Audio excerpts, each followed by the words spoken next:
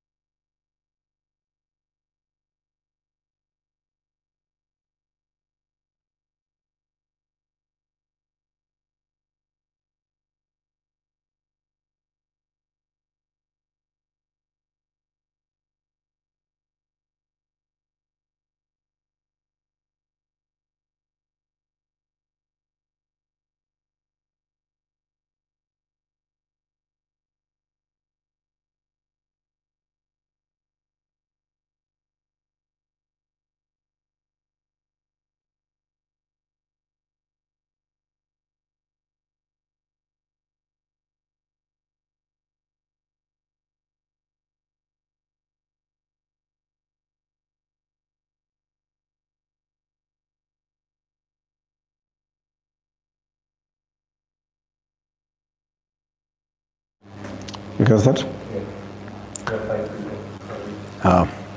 Hi guys, karibuni sana to this session of Fire Friday. We we had started and then got into a huge mess due to internet disruption. So please, as we start, for those who are watching, first thank you for joining us. If you are there, please check and let us know how it's performing from your end on YouTube. We decided to focus on YouTube first. It's an exciting session on budget. Yeah. Just let us know how it's working. Good now. Nguhi Muturi, thank you so much. So I can see we are good to go. So let's get started on this session of Fire Friday. We are talking about budget. I'll try and make it short because time is gone. We're talking about budget. And I think I began by saying that the principles, the lessons that are usually shared about budgeting are usually easy and straightforward. But there are reasons why people don't apply them. So the conventional wisdom, we are called to question the conventional wisdom about budgeting. So we'll try other tricks, other methods, other thought processes that can help us be able to budget better. And as usual, we usually start with our life story.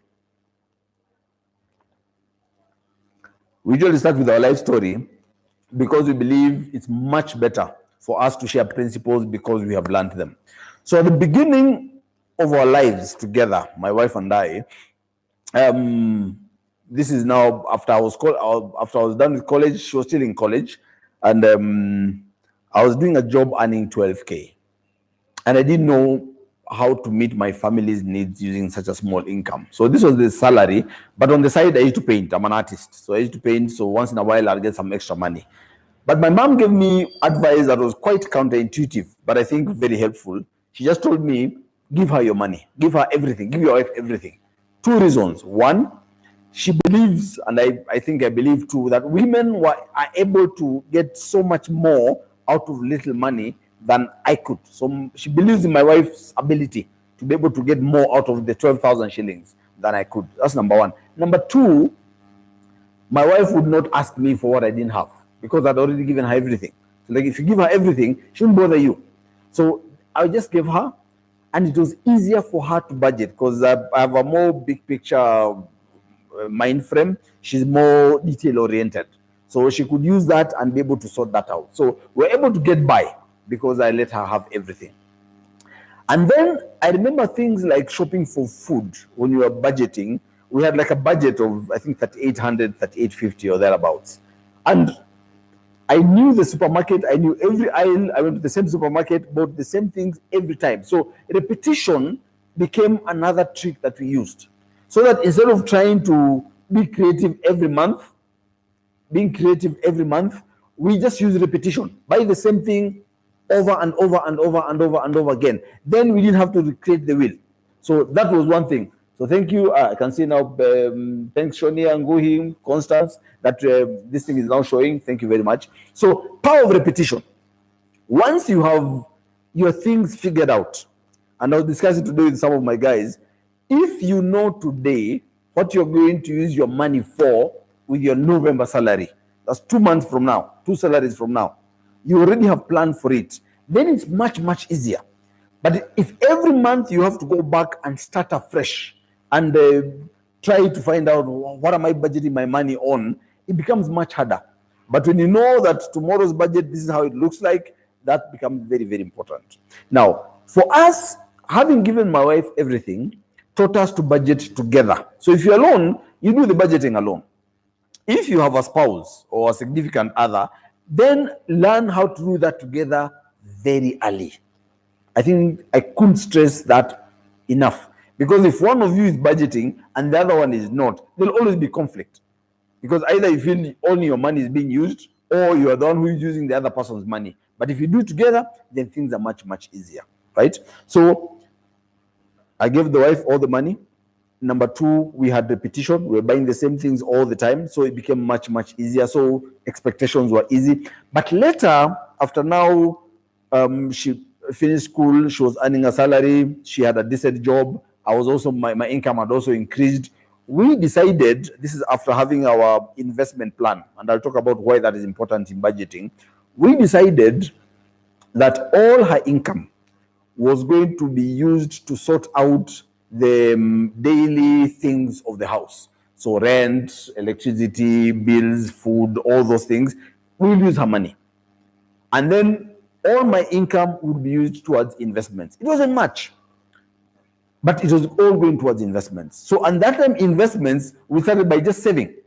So all my income would go to the circle, and later on, after the circle and things were much better, then to buy investments, and then all her income would be used to sort out household things. Later on, as her income became more than our household needs, everything that was extra again went to investments. Again, she also began by saving, and then later we started investing it. So it was easy because all her income sort out household issues which were repetitive. My income went to investments. As things moved higher, her income went to be used for the household. Part of it went to investments. All of mine went to investments. Then in time, and I'm not talking about years, as the investment began to bring returns, all the investment income went back to investment. Part of my wife's income went to investments. All of my income went to investments. And then the other part of my wife's income went to household issues, which were repetitive. Of course, as the children grow, now there's school fees. So, and all that, even school fees was part of my wife's duties.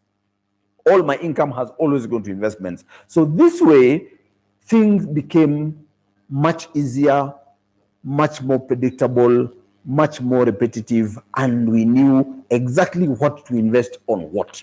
Yeah, and we used certain principles that I'm hoping to share with you today. But as we do that, I would like to have the questions. Let them begin to come.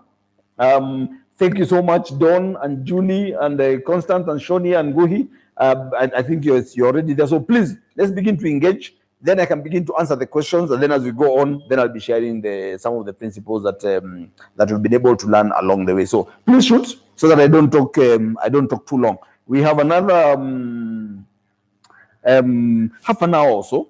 I think that should be a good time for us to be able to engage on these things. Okay. Anything from you guys? Maybe as we wait for that, as I wait for the questions, some of the principles we learned for us in terms of budgeting, because budgeting cannot be a separate thing from the rest of your life. It's just a tool. So some of the principles we learned in budgeting is start with why. And I think that topic was covered by Emily, I think two Fridays ago. Start with why. Why do you need to budget? Why is it necessary for you to budget? What is it that you're trying to accomplish by budgeting? Is it that you're trying to make ends meet? At the beginning for us, the only why we had was we needed the money to last until the end of the month. That was our why. And that why gave us a formula, which was from my mom. And the formula was give the money to the wife. But later on, we realized investments are key. Keeping a frugal life was key. Setting a ceiling to our standards of living was key. Avoiding consumerism and the consumer lifestyle, those things were key. So that was our why. So for me, I would ask you, what is your why? Once you have understood why, then it becomes much easier to sort out the other things. It becomes much easier to budget. It becomes much easier to figure out, how do I spend my money? Yeah? I'm still waiting for the questions. Yes, sir. With the percentage, what is the recommended percentage for needs, wants? Sam, my guy here, is today morning he told me he has a wonderful spreadsheet that he has prepared. Maybe you should actually call you to come and sit here and tell us about your spreadsheet. Yeah. What are the recommended percentages of your needs, your wants, and your desires? For me, it all depends on your why. It depends on the season you are in life. It depends on the needs you have to carry. I mean, there was a time at the beginning for us, everything went to needs. There was nothing left for wants. There was nothing left for investments. So we just had to budget within these needs, which are the important needs and which are the non-important needs. So that was critical. There was a time when school fees was critical. Not my fee, not my children's school fees, my siblings' fees. That was a critical part of our budgeting. So how do we apportion that?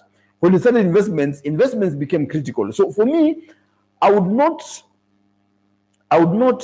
give a hard and fast rule.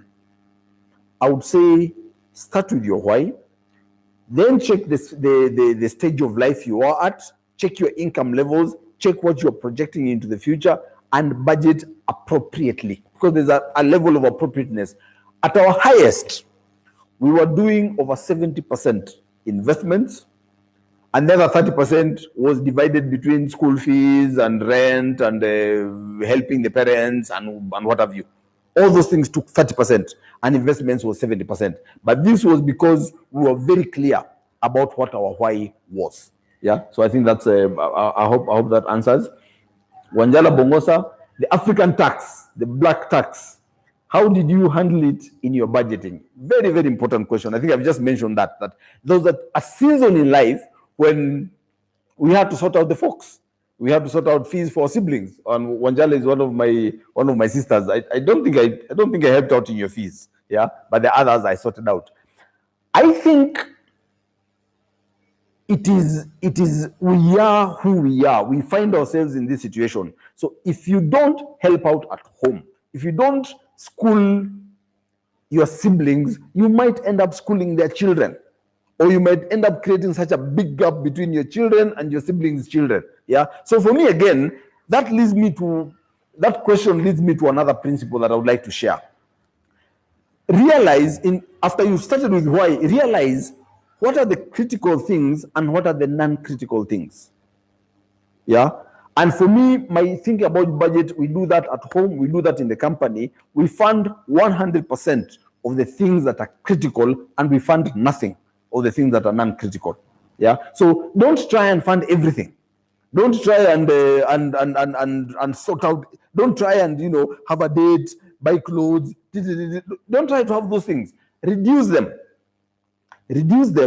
And for me, the black tax was critical because at that point, all my siblings were in school. So I didn't give my parents money to buy. I didn't buy them clothes. I didn't do for them things to make them feel good. No. But where fees was required, that bit we sorted. The other bits, we didn't worry. Yeah, we did not bother about those. So I think to answer your question, it is understanding what matters and what doesn't matter. Yeah. Right now, because I have a little more disposable income, I can decide, okay, let me do something to make mom and dad happy. So at this point, then it's easier. But at the beginning, we had to be extremely, extremely careful. And for me, I would say, for all of us, decide what are the things that matter and fund those where you can. The things that don't matter, don't fund those. And those are not just applicable to the black tax. These are things that are applicable in your life. Yeah. And with that, in your budgeting, again, to help you decide what matters and what doesn't, there's that matrix I think I've talked about before. What do you need to eliminate from your life? What are the things that you need to eliminate? Yeah, figure those out and cross them out. Don't have a list of 50 things that you need to budget for. It doesn't matter how much you earn, you cannot fund everything. Eliminate the things that don't matter. Then there are the things that you need, but you don't have to have too much of. What are you going to reduce? We all need clothes. We all need to pay rent. We need to do these things. What are those things? Reduce them. So first start by, if you want to budget effectively, start by eliminating. And then reduce the things that you must have, but you can reduce. So reduce those. Then what are the things that you need to raise? And part of those things that you need to raise in your budgeting is your income. You need to raise your income. You need to work hard at work. If you have a skill, monetize your skills. I was with a friend of mine yesterday, and she was my classmate. This lady who is multi-talented. She has so many talents, so many interests, but she does something that's very clever. She has turned all her hobbies into income streams. So she's coming and you're sitting and she's tinkering with things, and she'll sell that thing and she'll make money out of it. So what are the things? For me, it was doing art. So I had architecture and I had art, and I was lecturing at the university. So sometimes it means multiple jobs. You can do that when you're young. It's not very effective in the long run. It's not very effective when you're a bit older, because all that energy, it sort of disrupts you. If you have found your why early, focus more on it. For me, that has proved to be much more productive. Focusing much more on your reason for being, then that increases your income. Then you must create. What are the things that you are not doing before that you need to create? So for us, it was an investment. Yeah, in creating new income streams, new passive income streams. At the beginning, we focus on active income. We realize it's not good in the long term. So focus on passive income streams. So eliminate, reduce, raise, create. Once you have understood that, then you're able to sort out your life. You're able to sort out wazazi. You're able to sort out community and all those things that help you in your budgeting. Okay. Mcharo Constance, do budgets have a hierarchy? If yes, which budgets have a hierarchical structure? Wow, girl, you are wise beyond your years. Yes, not all expenditure is the same. There is a very strong hierarchy that needs to be followed. Yeah. Now, for me, I've given you one of the principles. The things that matter, fund 100%. The things that don't matter, fund 0. That's why you start with the hierarchy. And there's a guy called Pareto. He came up with the Pareto's principle. I'm answering your question. And Pareto's principle is now called the 80-20 rules. You will realize right now that 80% of anything you spend your money on is rubbish. 20% of what you spend your money on is what gives you the biggest rewards. So 20% of your expenditure brings you 80% of the rewards, and 80% of the expenditure brings you 20% of the rewards. So in setting out your hierarchy, first realize which is the 80% of rubbish and which is the 20% of useful things. First, get rid of the rubbish. That is the rubbish to eliminate. Then of this 20%, now you can create a hierarchy out of that. So it's another principle, the 80-20 rule. And you get that very well, and you realize this is how I do it. Then within that hierarchy, that's what I'm saying, that question is very, very loaded. Within the hierarchy, you need to do something. It's called pay yourself first. Pay yourself first. And I don't mean by pay abudi shukrani. That is not paying yourself. That is paying the bar owner. That is paying the restaurant owner. Yeah. I'm not saying pay your rent so that you're comfortable. I know I'm a landlord. but before you pay rent to me, pay yourself first. This is building an investment for yourself.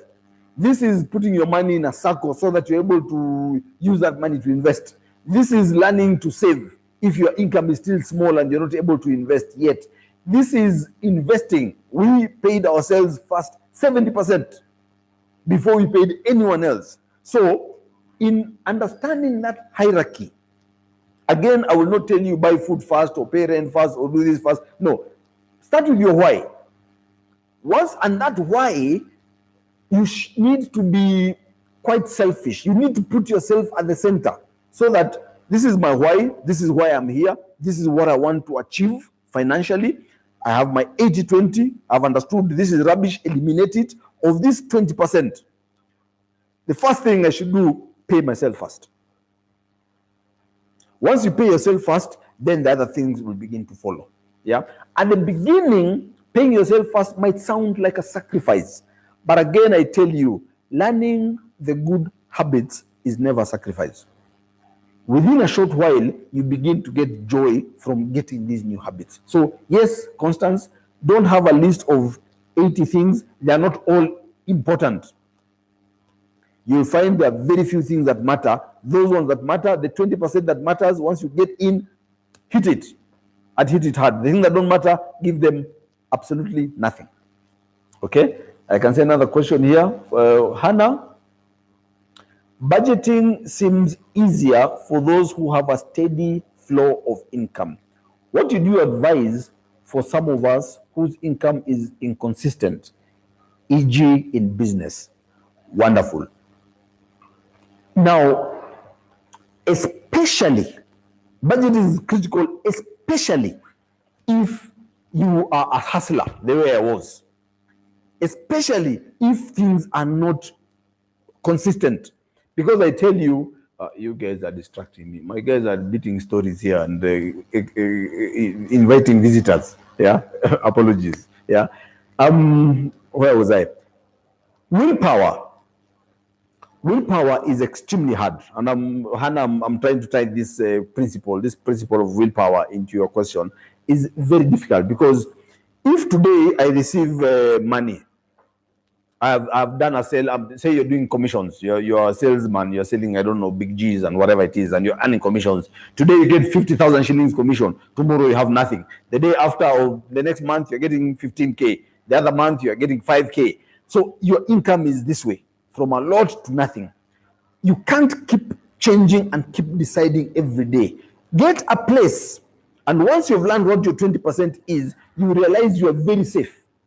So within that 20%, budget with that and know that this income will go up and it will go down, but this is where my expenditure is.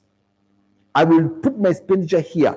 And if you're doing that using willpower, you will get into trouble, because when money comes, your emotions go high, and emotions always make you spend more. When money is not there, you're feeling depressed. But if you have thought through and you have decided on your spending structure, then it becomes much, much easier. So in terms of, in the place of willpower, replace it with habits.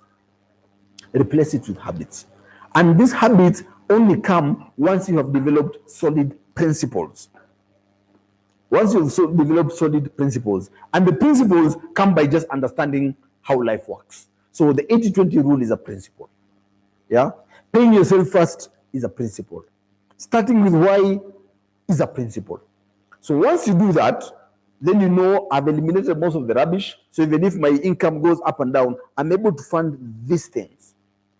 Of course, sometimes if you've learned to save, you've learned to put something aside. On the times when you're getting nothing, you can go back to the nest egg and put this. Yeah. One of the other principles I teach you, especially if your income goes up and down, and I tell you, even if you have a job, that consistency of income is an illusion, because that job can also go. It can go up, and that income can come from I don't know how much to zero.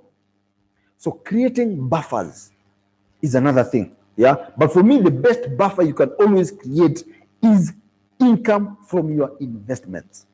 I told you at our best, when we were working and earning salaries, we need to do 70% into investments. Having done that long enough, the income from the investments becomes enough to sort out our lives. So then we change from investing to actually living off our investments. Then we could now leave our jobs, leave our salaries. For me, I left my business to come and follow the thing that is of purpose. Now, and all this started from budgeting. Now we are doing purpose living. We are doing a business of purpose. The beautiful thing is, once you live a life of purpose, even the money increases. But then when the money increases, it calls on you to become even more disciplined in your budgeting, because the higher you go, the bigger the fall. So I hope I've been able to sort that out. Okay. I can see the fires from Sam and Andrew and Lea. Thank you for the advice, Lea.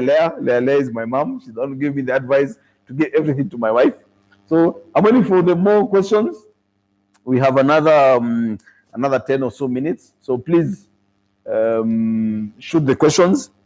So I've shared the principles of start with why, 80-20 rule. Yeah, fund 100% the things that matter and 0 the things that don't matter. And the thing that matters most is paying yourself first. The other bit in budgeting that will help you sort yourself. Say you don't budget at all, and you're wondering now, where do I start? Follow the principles I've given. But in this budgeting, where does investment come in? And say you don't save and you don't invest. So you've budgeted and you're able to sort out your needs. Yeah. Oh, sorry, I need to come to something I'd forgotten. If you have loans, especially those loans that are here in this little gadget that we all carry, in terms of paying yourself first, get rid of those things. I was talking to a friend of mine, I'm not naming any names. There was a time he had more than 20 of those things in his phone. And these guys are calling you every day. They want more. Today they call you to harass you for not paying. Tomorrow when you pay, they call you to add more. These are his words. I'm not exaggerating. And I think he can hear me now. He had more than 20. He has been able to reduce them to 9. And we have a commitment that over the next 3 months, those will go down to 0. So if you have loans, those mobile phone loans, I will not name any brand. You know them. If you have them, extricate yourself. Don't give yourself sleep. Work, do whatever it takes to get out of those things. At that time, that's the time to forget the what do you call it? The percentages of needs, wants, desires, No. Get out. Yeah? Everything else becomes nonsensical. The only thing that matters is how to get out of those things. So give yourself a timeline. Yeah? Another friend of mine, I think he got out in 2 months. He had, I don't know how many he had, maybe 3, 4, 5. He didn't have, there are not that many. He got out of those things. So get out of those loans.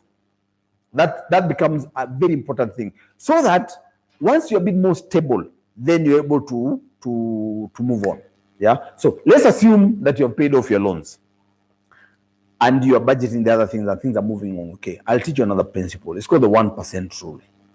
Yeah. The 1% rule. And I've talked about this before in terms of investments, but even in your budgeting, if I were you, I would include it. Yeah. I told you we're doing 70%, up to 70% of our income going towards investments. So how do you start building that?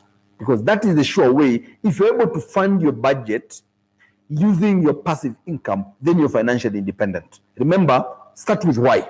For me and my wife, our why was financial independence. That's how we budget. Yeah. So the 1% rule says this: if you can survive on 100% of your income in terms of consuming it, whether on your needs or your wants or your desires, surely you can survive on 99%. So save 1% of your income the first month. 1%. If you're earning 10,000 shillings, that's just 100 bob, which you can. If you're earning 100,000 shillings, that's just 1,000 bob, which you can. So it doesn't matter whether you're earning little or you're earning a lot. 1% is very little. The second month, save 2%. The third month, save 3%. You keep doing that consistently. Remember the power of repetition. A friend of mine told me repetition is the science of lasting impressions. So once you've learned repetition, it's a beautiful thing. 1% every month, 1% every month. If you do that consistently over a 2-year period, you'll be saving or investing 25% of your income. Now that's huge. Once you're investing 25% of your income, now you're on a good path, right? Together with the 1% rule, I will repeat this, I've said this before, use the wage principle. Because once you're focused on budgeting, I told you at the beginning, budgeting is not isolated from the rest of our lives. It's all integrated. Yeah. So once you're focused on budgeting, then you're doing your 1% rule, then you'll be working harder. You'll be working harder at the office. Your income will begin to rise. Yeah. What you do practice something called the wage principle. Drive a wedge, a complete separation, build a wall between your income and your expenditure. So that now the extra income, don't add it to the percentages. That's why I'm very scared of giving specific percentages. Don't add this, say, okay, now that my income has gone up by 10,000 shillings, I will now divide it. I will now increase my consumerism. No.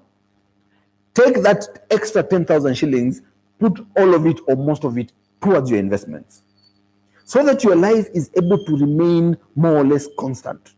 We have lived the same lifestyle for very many years, and our income has gone up exponentially. Why? Because of that principle of the wage principle. So that way, you are able to add more towards your investments, and you're able to get financial independence faster, or whatever your why is. Now, let me also be clear. I think financial independence is a great why, but it's not the only why. Maybe you want to be a philanthropist. Maybe you want to be, I don't know, you want to be the richest person ever. Whatever it is, whatever your why is, budget appropriately.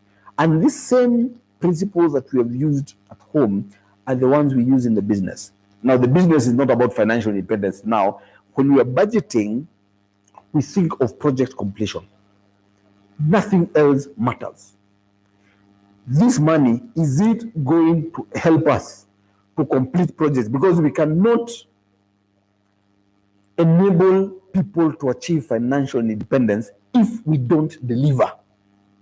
Delivery is the only thing that matters. Well, I was talking with the guys who are doing this production team today morning, the team that are doing this production. We're having a discussion today morning, and they are giving the story.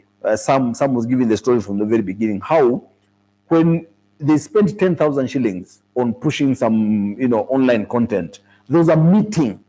I don't know, the entire communications department, the entire finance department, trying to understand how have you used this 10,000 shillings.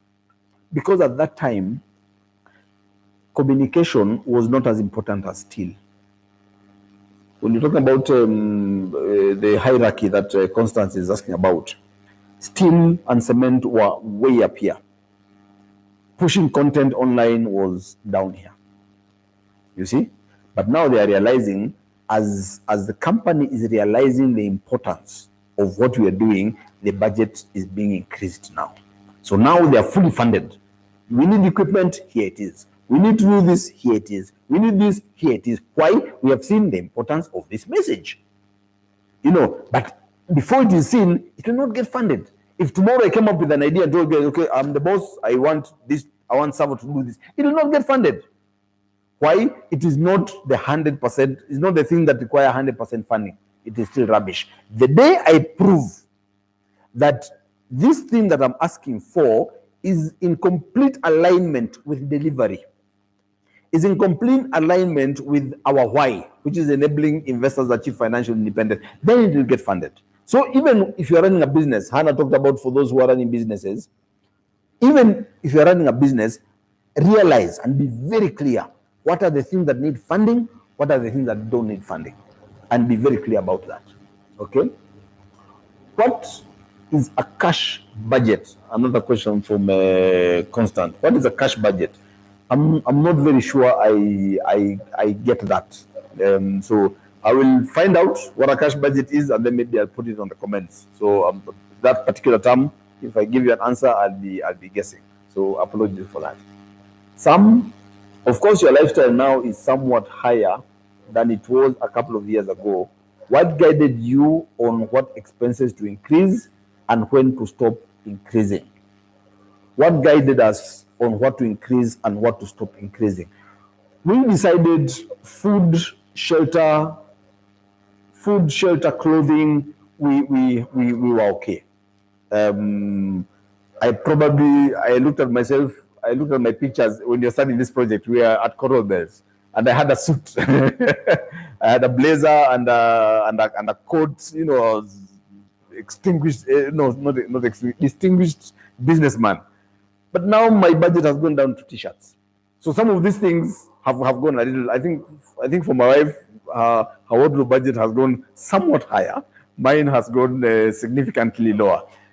But education was one of the things we decided we were going to increase very deliberately. And because for us, education was not just what our children learned, it is with whom they learned it with. That was critical, because right now, if I look at my this gadget of mine and I go to WhatsApp, the groups I belong to my primary school group. Yeah. I belong to my high school group, I go to my university group. And those are the guys who are supporting me most in business. At the beginning, those are the guys who supported me in business. So I realized I will not take my children to the cheapest schools. I'll take them to very costly schools. Why? They meet the other people who will influence this country. Very selfish move. So it was not just about the education. It is about the kind of clout they're building, the kind of networks I'm building for them now. So for us, education went way higher. Yeah. So like our firstborn, once he was done with high school, it has gone lower in university. It might go higher maybe when it's getting a second degree. But we decided education was going to go higher because we were very keen on who our children schooled with. Not so that we can boast. No, but we believed in the kind of networks they're building, the way of thinking they have, because I think if we took our children to places where there are people who are just like us, then they'll get mesmerized by money, they'll get trapped into this consumerism thing. But we took them to a place where they learned how to think long term. Because they're talking to a guy and they're saying, okay, you know what? My dad is this, my grandfather was this, my great grandfather was this. So quickly, multi-generational wealth became a discussion we could have. Passing things over from one generation, they stopped having the 3-month mindset, went to 3 generations mindset. So for us, those are the things that we consider when you're talking about increasing. When do we stop increasing? When we stop being necessary. Yeah, I've been living with my mom. Now Kitambi Merudi are becoming fat, but when I'm here, our food budget has reduced. Because when I'm here working, I live on a meal or 2 meals a day. So we don't need to eat much. But now when I'm at home, I'm just enjoying. But I'll share this. So some of the things we have reduced really is clothing, whatever. Even my rent, I think what I used to pay last year is much less than what I pay. No, what I'm paying now is much less than what I was paying last year. So those are some of those things. Discipline is very important in life, and I think that's a nice place to end this. In budgeting, as in everything else, discipline is key. It's the most important thing. One of my friends, I was talking to today morning, he asked me, Kwani, how many friends have you talked to today morning? I had a meeting with guys in the office, and they're all my pals. One of them said, of our 4 core values, he had just stuck on one: discipline. He knows if he sorts out discipline, his personal life is sorted, his work is sorted, his relationships are sorted, his budgets are sorted. So I agree with you. Mama, completely. Discipline is the most important thing. And what is discipline? Discipline is alignment. Remember, I said start with why. Alignment.